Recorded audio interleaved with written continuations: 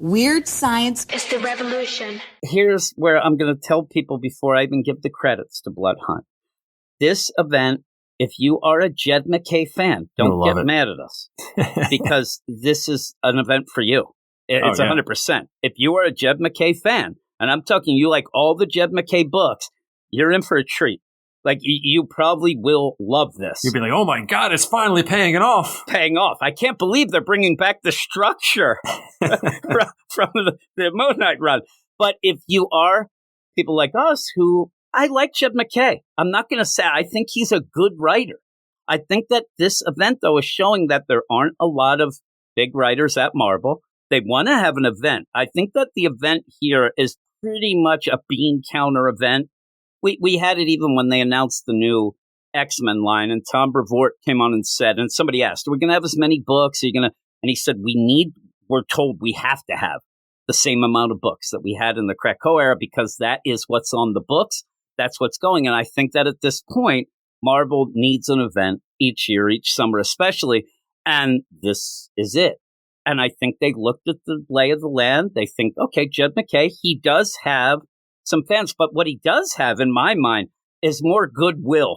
Like, I don't hear, even if me and you are down on the Avengers, I'm even down on the Vengeance of the Moon Knight, where we're just getting therapy sessions, but I don't ever say, like, I don't like Jed MacKay. He's a likable, actually, kind of keeps out of everybody's way, and people do like him. So I think that it's that. He has goodwill, he has some fans, but he's also doing a bunch of books, so why not have him do Blood Hunt? And I hope that it's something that he can handle. And I would love for him to nail this and actually give us a huge, awesome event where then I will admit to people, yes, I think he's great. He's elevated all that. This first issue, though, had to hit. There's too many issues. It's like almost 60 plus issues, this event. And so when you get the number one of the main book, if it doesn't feel big, how are a tie-in for, how are they going to feel big? I just don't get it. Well, what was that Thor event from a couple years ago that had like so many tie-ins? This has more than that, I think. Yeah, the War of the Realms. Yeah, War of the Realms was big. Then King in Black was really big. This might be more. Here's the thing. I'll tell you right now. I liked both of those. The problem with War of the Realms was just the one, it was overblown. I liked a lot of what we got from that, and I actually liked the King in Black deal. Even that, though, it felt stretched, but... Well, it's diminishing returns for any of the tie-ins. But you're right, they have to do them, but like you really could just read the main event, I'm sure. I'm sure. And it's just how we're going to deal with it, because we have to decide what we're doing on the podcast. We only have a certain deal and a certain amount of books. Next week, just to give everybody the lay of the land, next week there's going to be 6 tie-ins to this. It starts, and then you have 6, not even including the idea of a free comic book day that you could slip in to that as well. So it just seems too big, and I'm not going to lay that on the lap of Jed MacKay. I think that he's going to be doing his stuff. I think that the overall deal of making it so big is more a Marvel thing. But after reading this first issue, not that I could say by the end I'll feel the same, but right away in this, it feels like this should have been a Jed MacKay crossover event with the books that he's writing, Avengers, Moon Knight, and Doctor Strange. I think that it could have probably fell in that with a couple tie-ins, but we'll see. We'll get into it. I mean, that's a lot of talk before we started, but Blood Hunt #1 is written by Jed MacKay with art by Pepe Larraz, colors by Marty Garcia, and letters by VC's Corey Petit.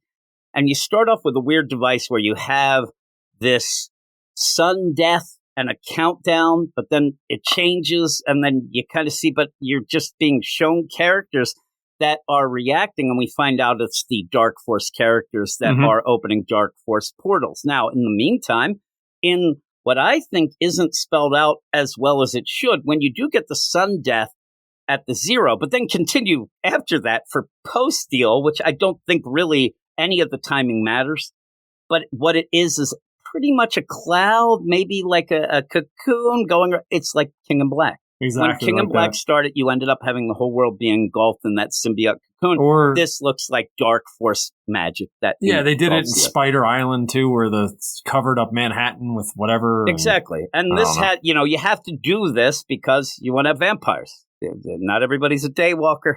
You need the vampires, so you block out the sun. And when they do that, you rarely. Now, at one point, might have been Thor, somebody does say, we only have a limited amount of time because the sun's blocked out, but it never matters. It never ends up becoming a thing that, oh my God, we're all dying, the crops are dying. They're never going to get into that. Yeah, if I don't see somebody wearing a winter coat, I'm going to be angry because it's going to be cold. Exactly. And there's been times that I'll tell you, like at one point around the time of the War of the Realms, and that the moon cracked in half like 7 times. It never affected anybody. So you end up where all of these Dark Force users end up getting portals through the Dark Force dimension that seem to then make an explosion of Dark Force energy that, envelopes the world. And they're trying at first, the Avengers are trying to, and even the Midnight Mission, they're trying to figure out what they can do to possibly stop that. But while that ends up happening, they get attacked by vampires. Vampires show up, the attack is on. And at this point, okay, I mean, it's not really, it doesn't feel like it has a lot of oomph, but you're going, okay, there's vampire apocalypse going on. Everybody's dying. You got a lot of people getting eaten. You do show around the world, but I didn't really get a big impactful feeling from it. You see Dr. Doom, and he is using some of his, magic to protect Latveria. Yeah, that was okay, I guess. Yeah, he's okay. You end up seeing Miles there with Blade. He has that crazy sword. I hate that lightsaber. Sword. Yeah, he has that, and he's, fighting, and then Blade comes in. Because that's all he uses now. He doesn't even use his spider stuff anymore. It's just a stupid sword. And he says, I got something you need to do to Miles. Miles ends up, and Miles, he ends up getting, the Spidey sense. It actually goes off when Blade's coming, which might be a little bit of a wink-wink of what happens. But while the Avengers are fighting, you have Blade calling out to the Avengers. He's in a truck, and he says, I need you to get me up to the Impossible City. And if you're not reading the Avengers, that's their living city in space that they end up being a part of. We'll get to that in a second. And he says, teleport me up. And when they do teleport him up, and, vampires attacking, this is something everybody's going to think Blade. So, okay, what does Blade do? They even almost have the saying, what would Blade do in this? Well, when they end up going to this, armored car, this truck that got teleported, that Blade was driving, when they open it up, out pop the bunch of jerk-offs. These jerk-offs coming out of here. I'm telling you, if you go and look at anything that Jed MacKay has done, he keeps having these groups like this. They keep coming out. They all pose off almost in the same exact way. Yep. At least before, though, they had little placards that would tell you who's who. I'm telling you right now, if we're supposed to know Psychic, Static, Megrim, Cruel, and Unusual Witch, I'm telling you, I Damascene, don't know these characters. What is that? You're never going to remember that name. Yeah, and Smoke Eater. When we're doing this, even at that one point, they're all yelling at each other. They're throwing shade at each other. The one guy yells, I don't care how much crematoria smoke you've huffed, Smoke Eater. I'm like, what are you talking about? And this is where, again, I want to grab onto the story. In the first issue, you have to go Universal. You have to, and I'm not talking Universal as in cosmic. I'm talking Universal that everybody can go and Universal have some Monsters. Fun and get in and say, all right, I know what's going on. These things showing up and everything that led to it, I have a feeling that there's going to be people who are reading it who think that these are characters from before, that they don't understand. Oh, are these something from before? And you wouldn't be that mistaken, because this group is almost exactly like the Action Combine, the Twilight Court, these things, and these are the Blood Coven. I don't know what Jed MacKay's thing is with these kind of groups, but he keeps doing them. They keep feeling the same, and they make me roll my eyes. These are the type of villains that me and you did. We left the Avengers book. We're like, they're so generic. It's not even funny. They're trying to be too big while being very generic. I'll never remember the names, and maybe that's on me. And everybody can throw shit at me because of that. But seriously, this is not, and this is my biggest problem with Jed MacKay, and why I think a lot of his stories do fail. It's because he is not very good at making villains. His villains aren't very good, and usually they get taken down after a long struggle, they get taken down very easily, like the Structure, which we'll hear from later in the Moon Knight book, a book everybody loved. The Structure, this Ponzi scheming vampire businessmen that end up getting taken down because they're having a big meeting, and Moon Knight blesses the water in the sprinklers of the building to then make them die. I mean, I'm like, really? And they're back? Seriously. So you have them attack, and of course they're going to beat up the Avengers. They're going to take them down because you need to have that big play in the first issue. But I didn't even get the individual fights between them. Meant nothing to me because I don't know these characters. And we're supposed to believe or understand or whatever that these are vampires. Yeah, I guess. Yeah, they're saying. They don't look like vampires I've seen before. I don't know what this is. The guy with the bloody mouth I can't look at him. He's disgusting. Well, there's the one guy with like barbed wire. He's the barbed wire mummy. Like, that's the thing. When I see these, I'm just going to make up my own names. There's Prism guy. You got barbed wire mummy. You got whatever bloody mouth. You got Benjamin Franklin vampire woman in the front. Yeah, there. Really. There's no Ben Franklin. But Ben Franklin didn't wear clothes. So he needed a little more clothes. But even then, when you end up seeing, I would love to say that that's Bloodstorm 1, but it's not because they're throwing shade at Bloodstorm 1, but just the guy, get some I don't know these characters. And how would I? And they're talking crap at each other, but they're not even, they're generally saying, they're in a group and one guy yells like, oh, take that name. And like, which one? Where have they been hiding all this time? In that truck. That's what they're doing. I guess maybe you could say they were in the Dark Forest. Or I don't know. But again, they just show up. And they're super powerful, too. And they take over the Impossible City. Yeah. And now they're taking down the Avengers. Just and destroying them. Yeah, and you're just going to have them. And Jed MacKay's other thing that he has a hard-on for is the idea of each member of the Avengers having a like type, a moniker. Yeah. A moniker, yeah. Like a thing, that's basically, oh, you're the icon. That would be Cap. Yeah. And this is, Sam Wilson. The Construct or something. The Construct. Then the God, the Thunder God. Like the engineer. You're doing this. And so when you're going through it, though, I'm sitting there, I'm like, I can't say that, oh, my God, I hope that this villain doesn't get near Captain Marvel because their powers, I don't know their powers. I don't know anything. And again, you can say, well, why would you? It's the first issue. You can set these things up. But what you're doing is making a team that I barely can tell who's who. And they just end up destroying the Avengers. Again, I think the thing they have to worry about or watch out for in something, especially when you're fighting the Avengers or the Justice League at DC, is going too big. You can't just have a team just come in and wipe them out because then where do you go from there? But we'll see. But yeah, you end up where they take down the Avengers. I mean, at one point, it looks like a wooden stake goes through Thor's head. Yep. Right? And then T'Challa, he's going to end up trying to get out of there, but he ends up yelling to the Impossible City, okay, like get us into a different dimension. And his whole plan would be, okay, we'll all leave. Like, we're sacrificing ourselves. So let's get these jerk offs out of here. Let's get them in another dimension. But the Impossible City has been overtaken somehow. And then, but can get the other characters out, like Sam Wilson. He gets teleported out. To get Sam out of there, because Sam's the reason everybody would care, but it's like, I don't know. It's just so, and so when this is all going on, you then end up, and that's the thing, that's T'Challa, I guess, because T'Challa's yelling up late, so he's yelling, get him out, he gets stabbed. T'Challa sacrifices himself to save Captain America. Yeah, Captain America. And it does look like you get Vision is out of there, Tony's messed up, and maybe that's Captain Marvel. I'm looking at the thing where the rest of them, but it looks like Thor and T'Challa, they're done. I think Scarlet Witch is in that circle there. Can't let anybody have the symbol. The symbol. Steve Rogers is on Earth like, what the hell am I? Like, really? Like, we got the even Bucky, too. Bucky, the same thing. Yeah, so, and in this, listen, T'Challa, they're vampires. Who cares what what does it care about a symbol?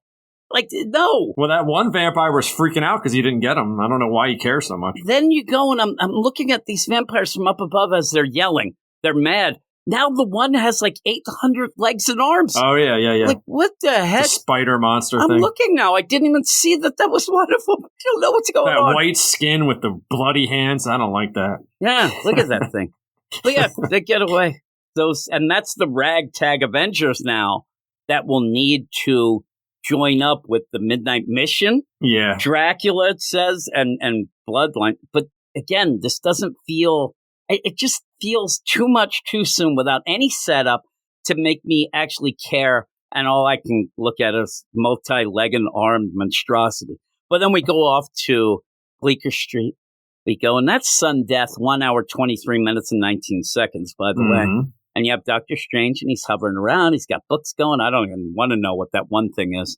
Looks sexy. Him and Clea, they're desperately trying to figure out what they can do to, pretty much get this dark force off of around the world. They have to do that. If you do that, you can then pretty much probably win because of the vampires. But instead of just that, though, he also is going to look up where there is the Darkhold, and there is a spell that will kill all the vampires in all the world at once. But the big thing is that it is something that Wanda, Scarlet Witch, ended up swallowing. Yeah, she ate it. She ate it. She ate the Darkhold. So you can't do that. But Doctor Strange has figured out he's going to be able to do this. Just do it. Don't delay. Blade shows up. And again, Blade showing up in these things, it's like, oh, cool. Like, this is who we want to have show up, Blade. And he comes in, he's like, yeah, there's a vampire uprising. Hey, I can help out.